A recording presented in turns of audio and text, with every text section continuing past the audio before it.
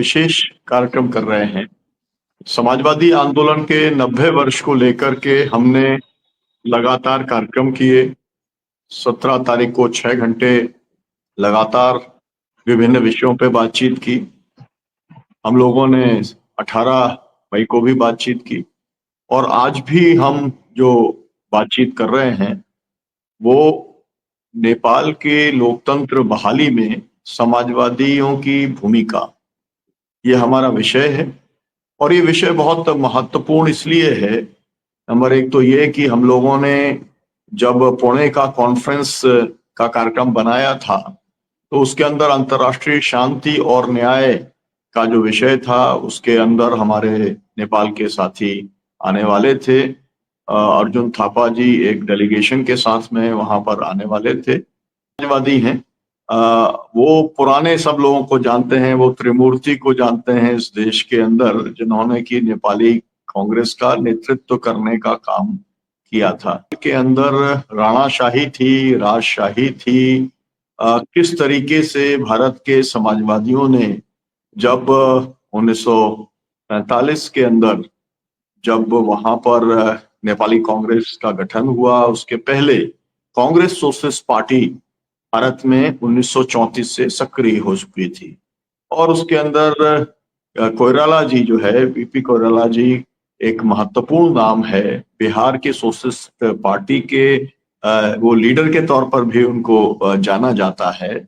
और फिर जब वहां सशस्त्र क्रांति हुई, उस क्रांति के अंदर भी भारत के सोशलिस्टों ने सहयोग और मदद करने का काम किया। इसके बाद में 1951 की क्रांति से लेकर के और राणाशाही के खत्म होने तक, राजशाही के खत्म होने तक, मल्टी पार्टी सिस्टम आने तक, नेपाल जो है वो हिंदू राष्ट्र से होते हुए गणराज्य की तब्दीली तक, जो भी कुछ नेपाल के अंदर चला उसके अंदर भारत के समाजवादियों की बहुत महत्वपूर्ण महती भूमिका रही। आज हम उसी को रेखांकित करने के लिए कार्यक्रम कर रहे हैं। तिवारी जी की टिप्पणी लें क्योंकि ये कहा जाए कि जो बनारस है वो नेपाल के छात्रों का गढ़ रहा है ना। कोइराला जी की पढ़ाई भी मतलब जो है नेपाल में किसे आकर के तमाम सारे जो छात्र नेता वहां के रहे, युवा नेता रहे, नेपाली कांग्रेस के नेता, या ये कहा जाए कि जो कम्युनिस्ट नेता भी वहां के रहे, वो सब जो है ज्यादातर उसमें बीएचयू के अंदर वो पढ़े हैं। आप उसके ऊपर कोई टिप्पणी देना चाहें? जी सर। डॉक्टर तिवारी जी। जैसे नेपाल में तो दो धाराएं थी। राजतंत्र के खिलाफ जो जनतांत्रिक आंदोलन चल रहा था, वह जनतांत्रिक आंदोलन भी लगभग दो भागों में बटा हुआ था। एक तरफ साम्यवादी थे, एक तरफ समाजवादी थे। और इन सारे लोगों की जड़ें हम तो ये कहेंगे कि बनारस और इलाहाबाद उसका एक बड़ा केंद्र हुआ करता था। उसमें खास करके बनारस बहुत बड़ा केंद्र हुआ करता था। हमारे यहाँ घासी टोला मोहल्ला है, आज की तारीख में भी एक बनारस की खूबी है कि बनारस में तमाम ऐसे मोहल्ले हैं कि आप वहां घुस जाएंगे तो पता चलेगा कि आप उसी देश में घुस गए। तो उसी तरीके से हमारे यहाँ ये घासी टोला मोहल्ला है, उसमें उनके विद्यालय, उनके प्रेस, उनकी लाइब्रेरी, उनका सब कुछ था।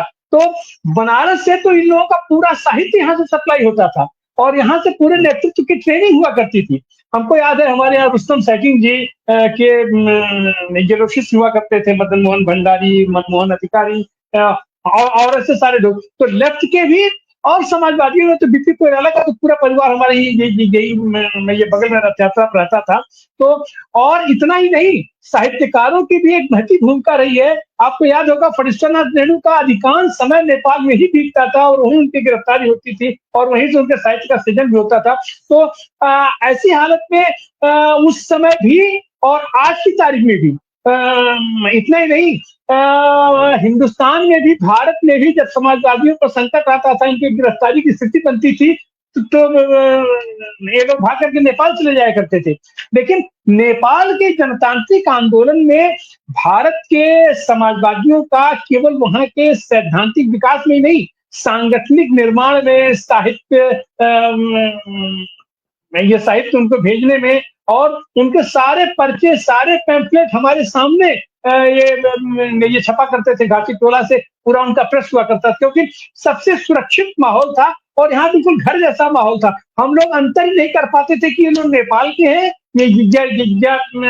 या हमारे बनारस के हैं। तमाम हमारे विद्यार्थी साथी हमारे साथ पढ़ा करते थे। अब जब प्रदीप गिरी है, ये प्रदीप गिरी का तो एक तरीके से ये पूरा पूरा घर ही हुआ करता था हमारा काशी हिंदू विश्वविद्यालय के अपना क्षेत्र में। उस समय के यहाँ पर जितने भी समाजवादी नेता हैं, सब हम लोग प्रदीप गिरी को अपना ही मानते थे। अपना नहीं, उनके सामने तो हम लोग प्रस्ताव रखे थे कि आप यहाँ छात्र चुनाव लड़िए। तो इस तरीके से भारत के जितने भी समाजवादी थे, वहाँ के जितने भी समाजवाद के अपना पोषक लोग थे, वहाँ उसके जनतंत्र के पोषक लोग थे, वो थे। हाँ, एक दिक्कत आज की तारीख में भी जो हो रही है, जो डेविएशन समाजवाद का जिस तरीके से अपने हिंदुस्तान में हुआ, भारत में हुआ है, उसकी भी छाया कहीं न कहीं से। अभी जैसे शर्मा जी कह रहे थे कि नीतीश भी इन लोगों के आइकॉन एक समय हुआ करते थे, और आज की तारीख में भी नीतीश समाजवादी नहीं है, ऐसा तो हम नहीं कह सकते। लेकिन नीतीश की जो प्रक्रिया है, शायद उसी को फॉलो कर रहे हैं अपना बीपी कोइराला जैसा क्रांतिकारी आदमी, जनतांत्रिक आदमी। और अगर उसके परिवार से आज वहां उठ करके आ रहा है, उसको हिंदू राष्ट्र की मांग कर रहे हैं, तो ये सारी चीजें तो बहुत गंभीर चुनौती है, आज की तारीख में भी गंभीर चुनौती है। जिस तरीके से वामपंथी आंदोलन, साम्यवादी दल वहां पर आधिपत्य स्थापित किए हैं, अगर वो समाजवादी लोग भी साथ मिल करके चलते, तो हमको लगता था कि वहां जो जनतांत्रिक लोकतांत्रिक समाजवाद की ज्यादा पृष्ठभूमि बन सकती थी। लेकिन दिक्कत होती कम्युनिस्टों के साथ भी दिक्कत है कि वो लोग बस एक ही तरफ अपना बढ़े चलते हैं, और अपना जिसका परिणाम होता है कि वामपंथी दल भी, कम्युनिस्ट पार्टियां भी तमाम खंड दर खंड वहां भी हो रही है और भारत में तो हो ही रही है।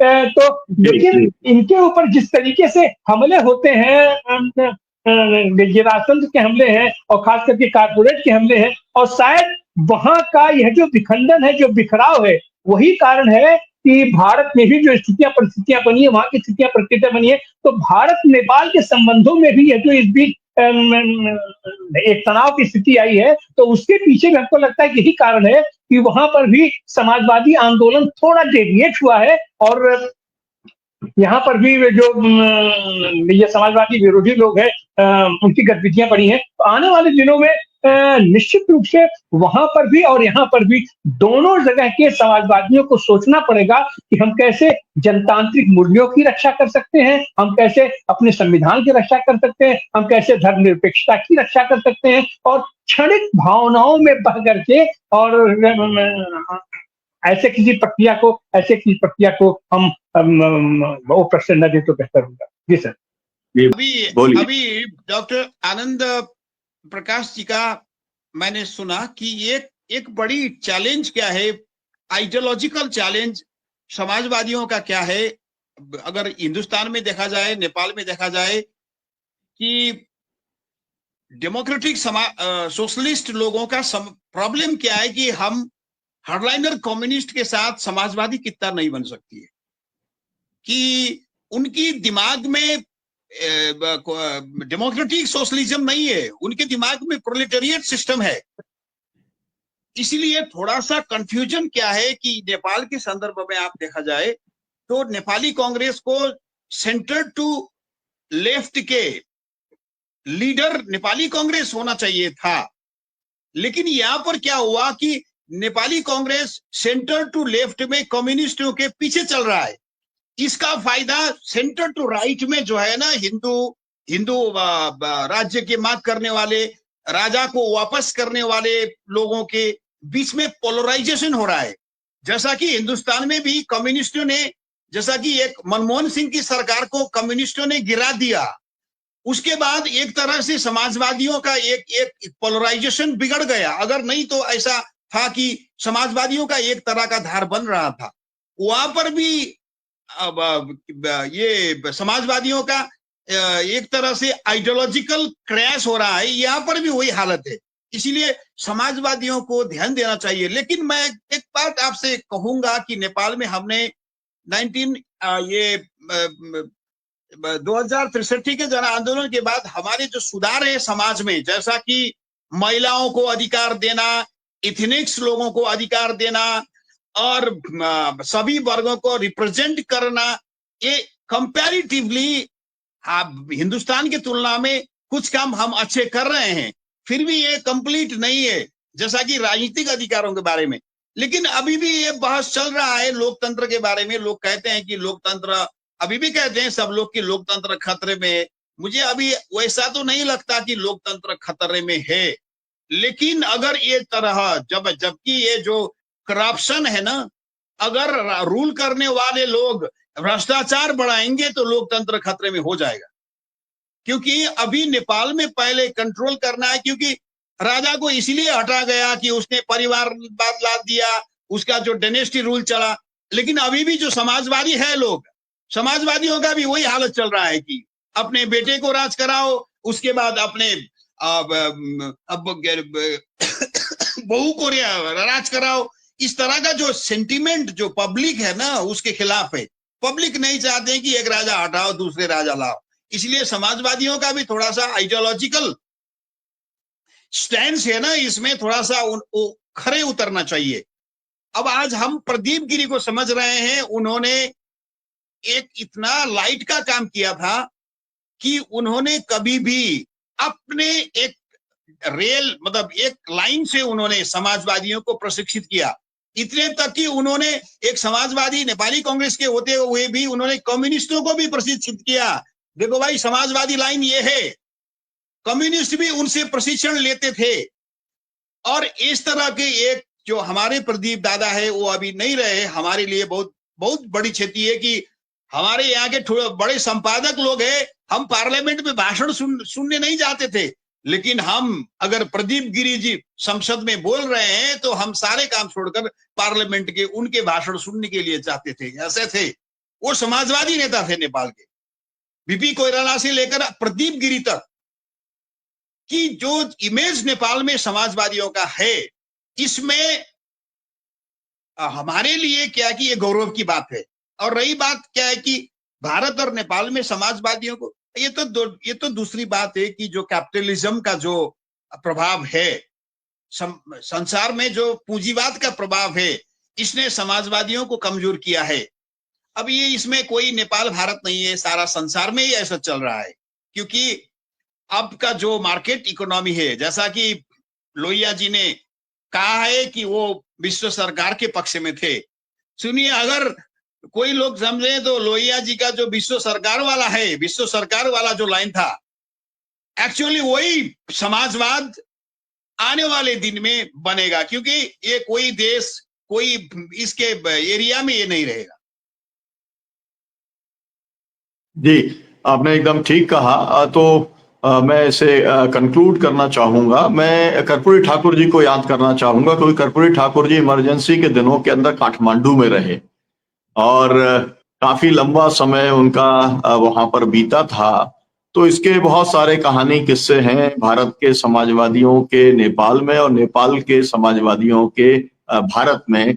हम फिर कभी इसके ऊपर विस्तार से चर्चा करेंगे। लेकिन आज जब समाजवादी आंदोलन के भारत में 90 वर्ष हो रहे हैं और 1947 से लेकर के उसके पहले से भी नेपाल में भी समाजवादी सक्रिय हैं, आज फिर से जरूरत है कि नेपाल और भारत के समाजवादियों के बीच में ज्यादा संवाद हो, ज्यादा इंटरेक्शन हो। क्योंकि उस समय जो वातावरण था वो नेपाल और भारत के एक बहुत ही सद्भाव का वातावरण था। लेकिन ये कहना पड़ेगा कि लोगों ने अपने राजनीतिक स्वार्थों के चलते, राजनीतिक कारणों के चलते, वन अपमैनशिप के चलते, वहां पर सत्ता हासिल करने के लिए भारत विरोधी अभियान चलाने का काम चला है। उसके अंदर भारत सरकार भी दोषी रही है, भारत सरकार की नीतियां भी दोषी रही हैं। भारत सरकार का बिग ब्रदरली जो एटीट्यूड है, वहां पे जो एम्बेसी रहती है, उसका भी बहुत बड़ा असर पड़ा है। लेकिन भारत और नेपाल के का प्रगाढ़ रिश्ता, दोनों का एक दूसरे के ऊपर जो इकोनॉमिक जो डिपेंडेंस का जो मसला है वो भी, और जो सांस्कृतिक और सोशल जो रिश्ता है ऐतिहासिक, उसको भी जितना सुदृढ़ किया जाएगा दोनों देशों के लिए उतना ही बेहतर होने वाला है। और ये काम लगातार समाजवादी करते रहे और आज भी उन्हें इस काम को आगे बढ़ाने की जरूरत है।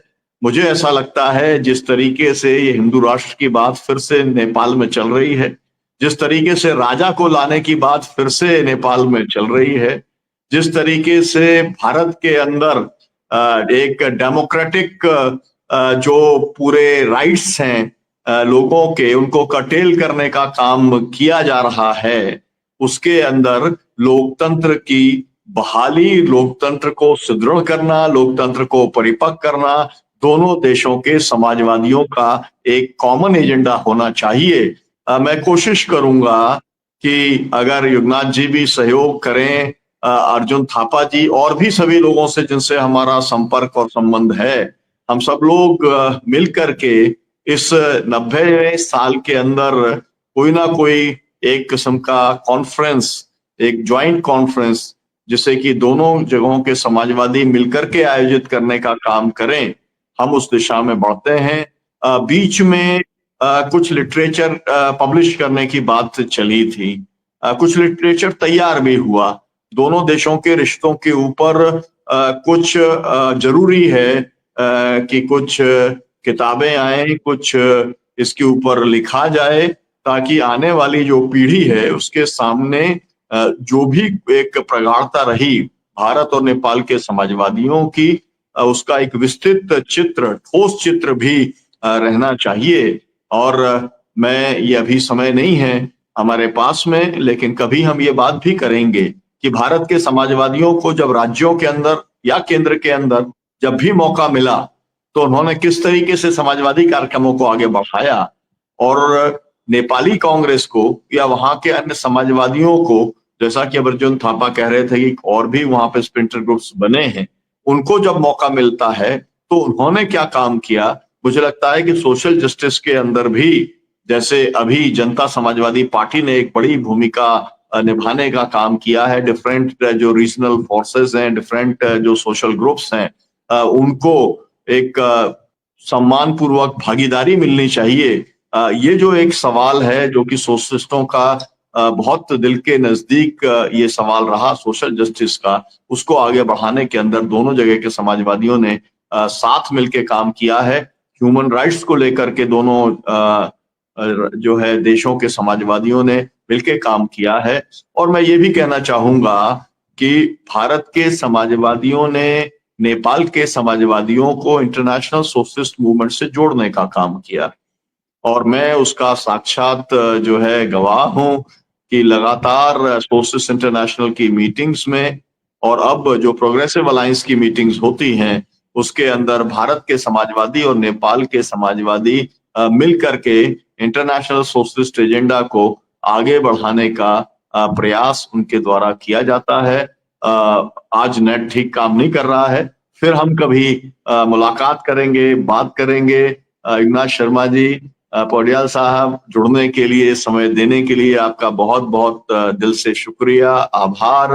अर्जुन थापा जी का भी बहुत बहुत धन्यवाद। हम लोग संपर्क में रहेंगे। तिवारी जी, आपने बहुत महत्वपूर्ण जानकारी शेयर की है, आपका भी बहुत बहुत शुक्रिया, बहुत बहुत धन्यवाद। इस कार्यक्रम से जुड़ने के लिए बहुत बहुत शुक्रिया।